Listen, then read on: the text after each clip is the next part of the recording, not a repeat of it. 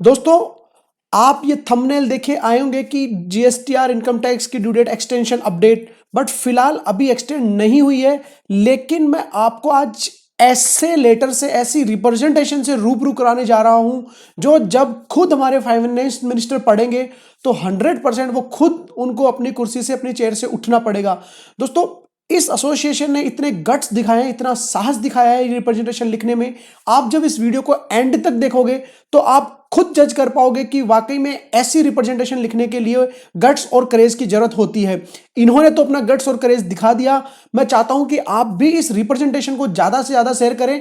मैं आपको लेके चलना चाहूंगा रिप्रेजेंटेशन पे कि क्या क्या पॉइंट्स उन्होंने इसमें कवर किए हैं। तो दोस्तों, चार्टेड अकाउंटेंट एसोसिएशन सूरत ने यह लेटर लिखा है फाइनेंस मिनिस्टर जी को। इसमें उन्होंने क्या क्या पॉइंट लिखे दोस्तों। सबसे पहला पॉइंट इन्होंने इतना बढ़िया लिखा है, action ultra vires the citizens charter.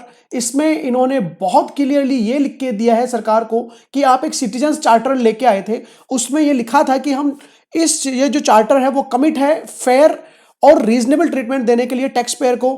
But आप शायद भूल चुके हो, we have failed to comprehend the meaning of fair reasonable treatment of the taxpayer to the income tax department actions are ultra virus the citizen charter। साफ साफ बोल दिया कि आपका डिपार्टमेंट जो एक्शंस ले रहा है वो ultra vires to the citizen charter है। हम भूल चुके हैं कि फेयर और रीजनल ट्रीटमेंट का मतलब क्या है। तो आपसे रिक्वेस्ट है कि आप करेक्टिव एक्शन लीजिए। तो सबसे पहला ही इन्होंने ये बात बहुत अच्छी मेरे को लगी कि सिटीजन चार्टर लेके आए थे, उसके बिल्कुल अगेंस्ट ये काम हो रहा है। उसके बाद इन्होंने लिखा deteriorated working standards and health of stakeholders. तो इसमें उन्होंने साफ ये पूरा इन्होंने एक बाइफिकेशन दिया है कि ऑफिस आवर्स के बाद कितना परसेंटेज काम हो रहा है। आप देख सकते हो मार्च 20, अप्रैल 20, इसमें ऑफिस आवर्स के बाद कितना काम हो रहा है। मोर देन 50% से ज्यादा काम ऑफिस आवर्स के बाद करना पड़ रहा है, जिसकी वजह से जो भी स्टेक होल्डर है इसकी हेल्थ पे भी इश्यू आ रहा है। और जो वर्किंग स्टैंडर्ड है, काम करने में जो क्वालिटी आनी चाहिए वो भी खत्म कर रहे हैं। मैं आपके साथ ये पीडीएफ फाइल शेयर कर दूंगा, आप एक एक इसकी लाइन तक पढ़ सकते हो। बाकायदा इन्होंने ये तक लिखा है कि जो तरीके से आप हमसे काम करवा रहे हो, जो डेडलाइंस आप हमें दे रहे हो, no other words better describe the situation than the tax terrorism. उन्होंने साफ साफ लिखा है कि रात भर जो हम people are held hostage in a cyber world with ransom. उन्होंने बोला कि साइबर वर्ल्ड में लोगों को रखा जा रहा है विद रैंसम। आप उनसे वसूली कर रहे हो, एक हफ्ता वसूली टाइप कर रहे हो in the form of late fees and interest and threat to levy penalty और टू इनिशिएट प्रोसिक्यूशन। कि भैया आपको रातों रात काम करना पड़ेगा, अगर नहीं करोगे तो हम आपसे लेट फीस के रूप में, ब्याज के रूप में, पेनल्टी के रूप में या इवन आपको जेल भी कर देंगे।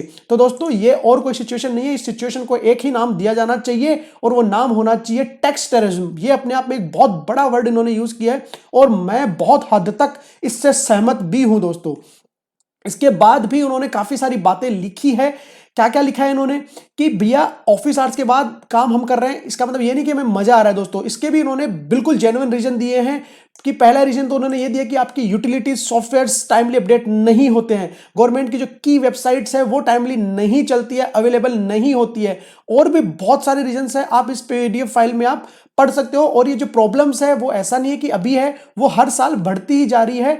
तो गवर्नमेंट को एक प्रॉपर प्लान करके, proper system, proper infrastructure maintain करना चाहिए। आपका इंफ्रास्ट्रक्चर प्रॉपर है नहीं, उसकी पेनल्टी आप हम पे क्यों थोपते हो।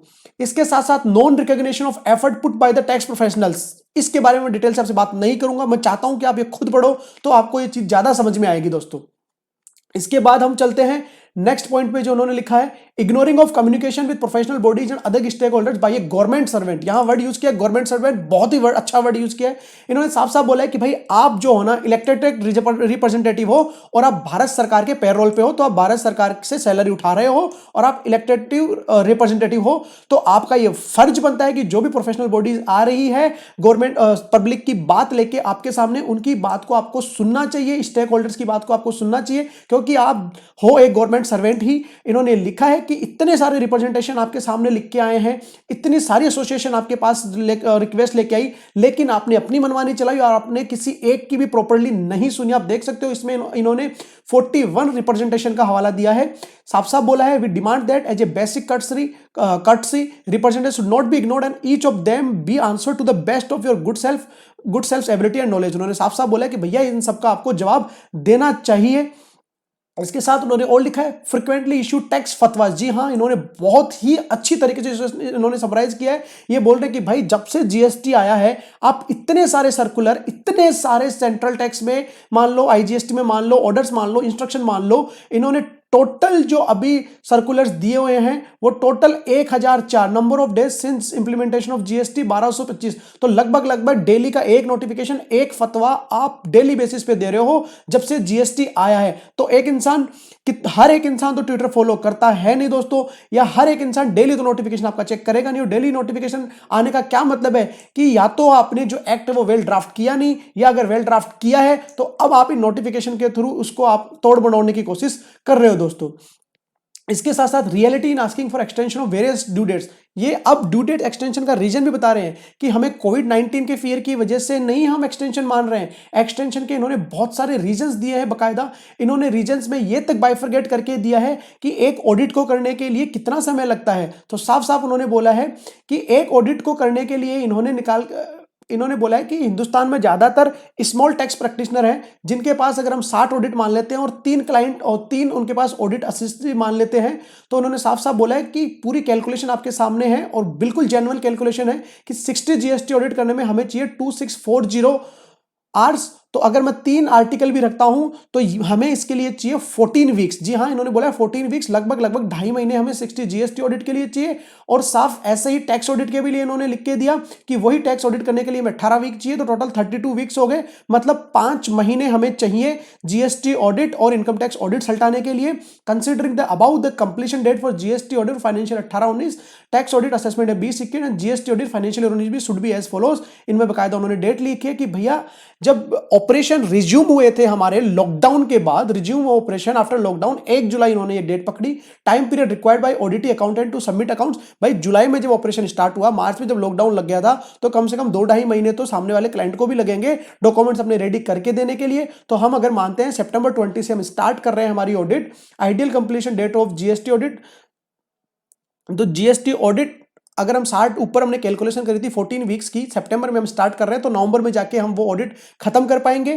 कुछ एक जो वेकेशंस बीच में आई थी उसकी वजह से revise completion date for GST audit, क्योंकि आरओसी की कंप्लायंसेस भी आ गई बीच में, miscellaneous days for responding to GST notice भी आ गई बीच में, और भी काम होते हैं ऑफिस के। तो इन्होंने साफ साफ बोला कि भैया completion date for GST audit ये लिखा है इन्होंने 31 December 2020, completion of GST audit financial 18-19 31 December 2020, start date of tax audit वो उन्होंने बोला कि 1 जनवरी को हम स्टार्ट करेंगे।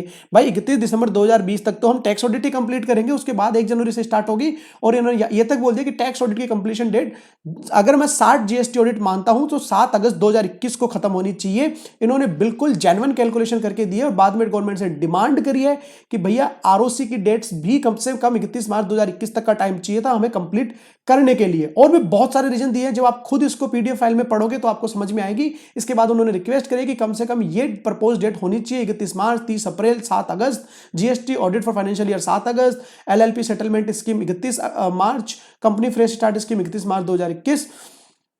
साथ में एक बहुत बड़ी बात इन्होंने अब बोली है, existing deadlines of income tax GST ROC results into serious labour law violation. बिल्कुल आपकी ये जो ड्यू डेट्स आपने दिए इनकी वजह से दूसरे जो लेबर लॉ है उनमें वायलेशन हो रहा है। कैसे? उन्होंने एक एग्जांपल दिया है गुजरात शॉप्स एंड एस्टेब्लिशमेंट का कि बहुत सारे स्टेट्स में ये रूल है कि इतने घंटे से ज्यादा आप मैक्सिमम आप काम नहीं करवा सकते हो। तो अब आपकी एक्सटेंशन की वजह से लेट नाइट भी वर्किंग हो रही है, इसका मतलब है हम लेबर लॉ का मिसकंप्लायंस कर रहे हैं।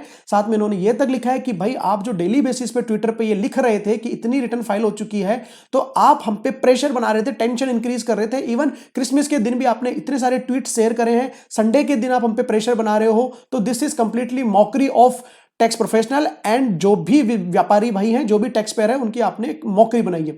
साथ में आप बोल रहे हो कि आपने सुप्रीम कोर्ट का जो ऑर्डर आया था उसकी भी आपने धज्जियां उड़ा दी है। सुप्रीम कोर्ट ने 15 मार्च 2020 को बोला था कि भैया जो लिमिटेशन एक्ट है उसको भी फिलहाल के लिए साइड में रखो, आप उस पर भी नहीं ध्यान दे रहे हो।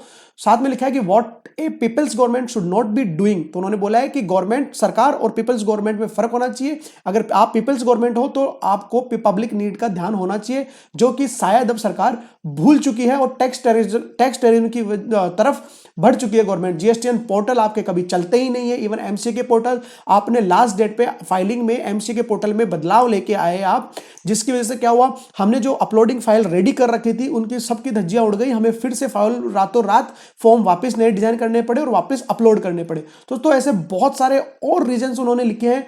आप जब खुद ये पढ़ोगे, जिसको भी ये चाहिए कि प्लीज कमेंट बॉक्स में मेरी मेल आईडी शेयर कीजिए, मैं आपके साथ जरूर शेयर करूंगा ये नोटिफिकेशन। और मैं चाहता हूं कि आप इस नोटिफिकेशन को, इस पर्टिकुलर इस रिप्रेजेंटेशन को ज्यादा से ज्यादा शेयर करो, ताकि ये हर एक सरकारी गवर्नमेंट ऑफिसर के पास पहुंचे। 100% ये हमारे फाइनेंशियल मिनिस्टर और हमारे प्रधानमंत्री जी के पास तो पहुंचना ही चाहिए, ताकि उन्हें पता चलना चाहिए कि एग्जैक्टली चल क्या रहा है और कितनी मुसीबतों का सामना करना पड़ रहा है। इवन इसमें इन्होंने कहीं यह भी लिखा है कि गवर्नमेंट के जितने भी डिपार्टमेंट्स हैं, CBDT, MCA, are hijacked by government officials and it seems that they do not intend to project your good itself with the real picture and outreach in public. तो जितने भी डिपार्टमेंट है, CBDT, CBIC, MCA, इनको government officer ने hijack कर लिया है और रियल पिक्चर तो ये बाहर आने ही नहीं देते हैं। ये भी अपने आप में बहुत बड़ी बात लिखी है। तो मेरी आप सबसे रिक्वेस्ट है दोस्तों कि प्लीज इस एक्सटेंशन की जो रिक्वेस्ट है, रिप्रेजेंटेशन है, इसको आप ज्यादा से ज्यादा शेयर करें। Thank you so much.